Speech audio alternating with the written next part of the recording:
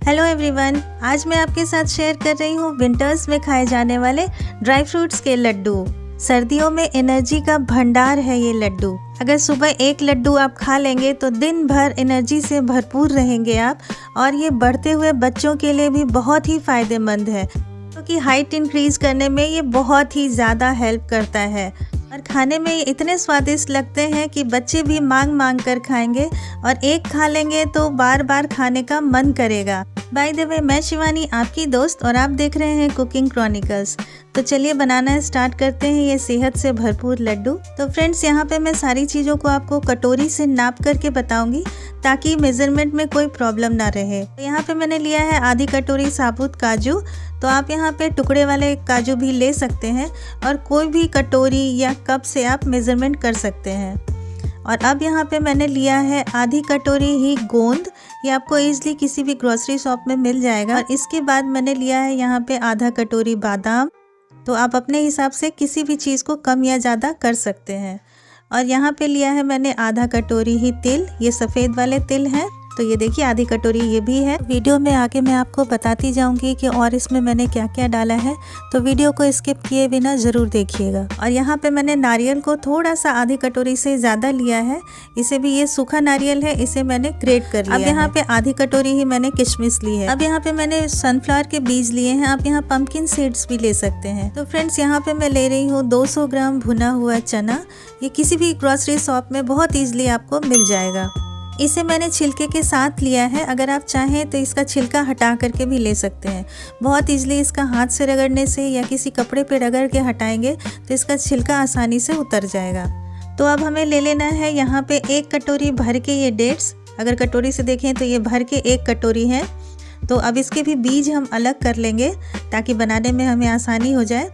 तो ये देखिए, इस तरह से इसे छीलेंगे तो इसके बीज अंदर से निकल जाएंगे। बहुत ईजिली, बहुत ही सॉफ्ट होते हैं ये, तो आसानी से इसके बीज सारे निकाल लेने हैं। मैं इस लड्डू में बिल्कुल भी चीनी का इस्तेमाल नहीं करूँगी, बस थोड़ा सा गुड़ का इस्तेमाल करूँगी। खिलाना है तो उनके स्वाद का भी ध्यान रखना पड़ेगा, इसलिए मैं बस थोड़ा सा गुड़ डाल रही हूँ। अगर आप चाहें तो डेट्स की मात्रा बढ़ा दें, इसी से बहुत अच्छी मिठास आ जाएगी। चलिए अब हम नेक्स्ट प्रोसेस पे चलते हैं। तो यहाँ पे जो हमने भुना हुआ चना लिया था, इसे मिक्सर जार में डाल करके हमें पीस लेना है। अगर आपके पास इस भुने चने का सत्तू हो तो आप उसका भी यूज़ यहाँ पे कर सकते हैं। तो चलिए अब हम इसे पीस लेते हैं। ये देखिए, ये भुना हुआ चना हमारा पिस गया है, और ये बिल्कुल फाइन पाउडर नहीं बना है, थोड़ा सा दरदरा है ये। तो फ्रेंड्स, यहाँ पे मैंने एक मोटे तले की कढ़ाई को गैस पे चढ़ा दिया है, और अब इसमें हम डाल देंगे 2 चम्मच देसी घी। बहुत ही कम घी में बहुत सारे लड्डू आपके बन करके तैयार हो जाएंगे। तो इस घी को गरम कर लेते हैं, और अब हम इसमें डाल देंगे सबसे पहले काजू डालने के बाद हम इसमें डाल देंगे आधी कटोरी जो हमने बादाम ली थी, वो भी। दोनों को साथ में हल्का सा भून लेंगे। इसे बहुत ज़्यादा नहीं भूनना है, बस इतना ही भूनना है कि इसका मॉइस्चर निकल जाए। तो ये देखिए, बस 1 मिनट भूनने के बाद ही ये बादाम जो है इस तरह से फूलने लग जाएंगे। तो इसका मतलब है ये भून चुका है। तो आप इसे एक प्लेट में बाहर निकाल लें। अब इसी बची हुई घी में हम गोंद को भी फ्राई करके निकाल लेंगे। तो आप गोंद को बहुत थोड़ा थोड़ा करके ही फ्राई कीजिएगा, वरना ये अंदर से कच्चे रह जाएंगे। और अगर गोंद के टुकड़े आपके बड़े बड़े हैं तो इसे कूट करके थोड़ा सा छोटे टुकड़ों में कर लें। तो ये देखिए, हल्के हल्के से फूलने लग गए हैं। इसी तरह से सारे गोंद फूल जाएँ तो अब इसे बाहर निकाल लें, और इसी तरह से सारे गोंद को हम फ्राई कर लेंगे। चलिए अब हम इसे बाहर निकाल लेते हैं, और इसी बची हुई घी में अब हम किशमिश को भी फ्राई कर लेंगे। तो ये देखिए, ये आधी कटोरी हमने किशमिश भी ली थी, उसे भी हम हल्का सा फ्राई करेंगे। बहुत ज़्यादा इसको भी नहीं भूनना है, बस ये थोड़ा सा गर्म हो जाए और इसे हम निकाल लेंगे। तो ये देखिए, बस मैंने तुरंत डाला है और तुरंत ही इसे निकाल लिया है। अब इसी कढ़ाई में जो हमने नारियल को ग्रेट करके रखा था, उसे भी खुशबू आने तक भून लेंगे। इसे भी बहुत ज़्यादा नहीं भूनना है, बस सबका मॉइस्चर निकल जाए, बस उतना ही हमें सारी चीज़ों को भून लेना है। तो चलिए, इसको भी भून करके निकाल लिया है। अब उसी कढ़ाई को थोड़ा सा साफ़ करके हम इसमें डाल देंगे आधी कटोरी सफ़ेद वाले तिल, और साथ ही हम इसमें डाल देंगे आधी कटोरी अलसी। तो इसे तीसी भी कहते हैं। तो इसको भी साथ में ही भून लेंगे। और इसमें जब तक चटकने की आवाज़ ना आ जाए तब तक हम इसको भूनेंगे। तो ये देखिए इसमें चटकने की आवाज़ आ रही है और इसमें से ना हल्की हल्की सी खुशबू आने लग जाएगी, सौंधी सौंधी सी। तो इन सब चीज़ों को भूनते भूनते ना खुशबू भी बड़ी अच्छी आने लगती है। और ये इसी तिल और अलसी के साथ ही मैं यहाँ पे डाल दूंगी सनफ्लावर के बीज। ये भी इसी के साथ ही हल्के से गर्म हो जाएंगे तो इसका भी मॉइस्चर निकल जाएगा। अब इसे निकाल करके अब मैंने यहाँ पे लिया है आधी कटोरी अखरोट, तो इसे भी हल्का सा भून करके निकाल लेना है। तो चलिए ये भी भून चुका है। तो अब चलते हैं अपने डेट्स की तरफ, जिसका बीज निकाल करके हम लोगों ने रख लिया था। तो कढ़ाई को साफ़ कर लेंगे और उसमें हम ये डेट्स डाल देंगे और अब इसे भी धीमी आंच पे हमें पिघला लेना है। जैसे ये गर्म होगा ना तो ये धीरे धीरे पिघलना स्टार्ट हो जाता है। जैसे जैसे ये पिघलेगा वैसे वैसे थोड़ा सा कढ़ाई में चिपकना स्टार्ट हो जाएगा ये। तो इसके लिए आप यहाँ पे आधा चम्मच या 1 चम्मच घी डाल सकते हैं, तब इसे थोड़ा चलाना भी आसान हो जाएगा। आप चाहें तो इसे मिक्सी में भी ग्राइंड करके डाल सकते हैं। तो ये देखिए ये बिल्कुल पिघल चुका है और अब हम इसे कढ़ाई से बाहर निकाल लेंगे। तो बस हमें इतना ही चाहिए। तो ये देखिए बिल्कुल ही पिघल गया है ये। तो अब मैं इसे एक प्लेट में निकाल लूँगी। मैंने उसी कढ़ाई में ले लिया है ये 300 ग्राम गुड़। इसे भी छोटे छोटे टुकड़ों में तोड़ करके डाल देंगे। इस तरह से छोटे टुकड़ों में तोड़ के डाल लें या फिर ग्रेट करके डाल लें तो ये जल्दी पिघल जाएगा।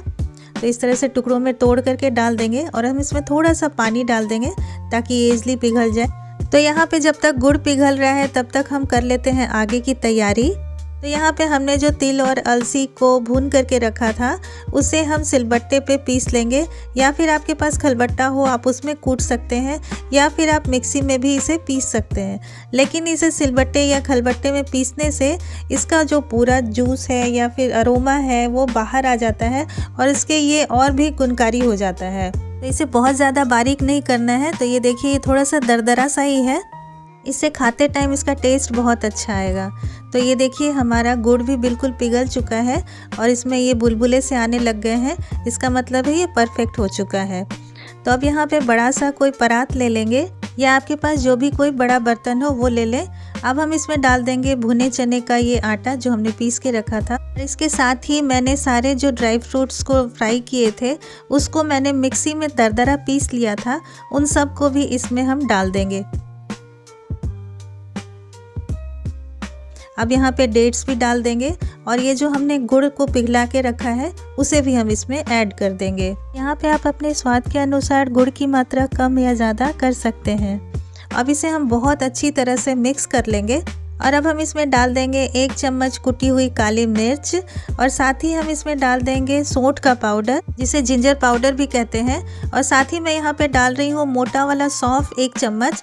इससे बहुत ही अच्छी खुशबू आती है और खाने में भी बहुत ही अच्छा स्वाद आता है, तो इसे ज़रूर डालिएगा। आप यहाँ पे पिस्ता और खसखस भी डाल सकते हैं, तो मैं यहाँ पे पिस्ता और खसखस डालना भूल गई थी। आप लोगों को जो भी ड्राई फ्रूट्स पसंद हो वो डाल लें, या जो नहीं पसंद हो उसे आप स्किप कर सकते हैं। तो ये देखिए इसे बहुत अच्छी तरह से मैंने मिक्स कर लिया है और बहुत ईजिली अब इसके लड्डू बन रहे हैं और ये इतने स्वादिष्ट बने थे ना कि मैं क्या बताऊं। आप सुबह 1 लड्डू खा लेंगे ना तो पूरे दिन आप एनर्जी से भरपूर रहेंगे। यकीन मानिए 10 से 15 मिनट में ये सारे लड्डू बन करके तैयार हो जाते हैं और बहुत आसानी से बन जाएंगे और ज़रा भी कोई भी गड़बड़ होने की कोई संभावना नहीं होती है इसमें। तो आप इजीली ये लड्डू घर पे बनाएं और बच्चों को ज़रूर खिलाएं। अगर आपके घर में बच्चे हैं, बढ़ते हुए बच्चे हैं, तो उनके लिए ये लड्डू बहुत ही ज़्यादा फ़ायदेमंद होती है। तो ये देखिए फ्रेंड्स, बहुत ही कम घी में और बहुत ही थोड़े थोड़े सामान में ये इतने सारे लड्डू बन करके तैयार हो गए हैं। तो आप अपने हिसाब से इसकी क्वांटिटी कम या ज़्यादा कर सकते हैं। तो चलिए मैं इसे एक तोड़ करके दिखाती हूँ। तो ये देखिए बहुत ही सॉफ्ट और बहुत ही स्वादिष्ट बन करके तैयार हुए थे ये, और ये बच्चों को भी बहुत ही ज़्यादा पसंद आएंगे। तो अगर आप एक खा लेंगे ना तो आपके हाथ नहीं रुकेंगे, ये मैं गारंटी के साथ कह सकती हूँ। इस लड्डू को फ्रिज में भी रखने की कोई ज़रूरत नहीं है, आप इसे बाहर भी रख करके महीनों तक इसे खा सकते हैं। अगर आप इसे फ्रिज में रखेंगे तो थोड़े से ये टाइट हो सकते हैं। तो ये देखिए बहुत ही बढ़िया लड्डू बन करके तैयार हो गए हैं। आप लोग भी इस सर्दी फटाफट ये लड्डू बना करके तैयार कर लीजिए, खुद भी खाइए, बच्चों को भी दीजिए, घर वालों को भी दीजिए। एनर्जी से भरपूर ये लड्डू खाइए और स्वस्थ रहिए। तो आप लोगों को ये वीडियो ज़रा भी पसंद आती है तो लाइक, शेयर और सब्सक्राइब करना बिल्कुल मत भूलिएगा। फिर मिलते हैं एक नए वीडियो के साथ, तब तक अपना बहुत सारा ख्याल रखिए।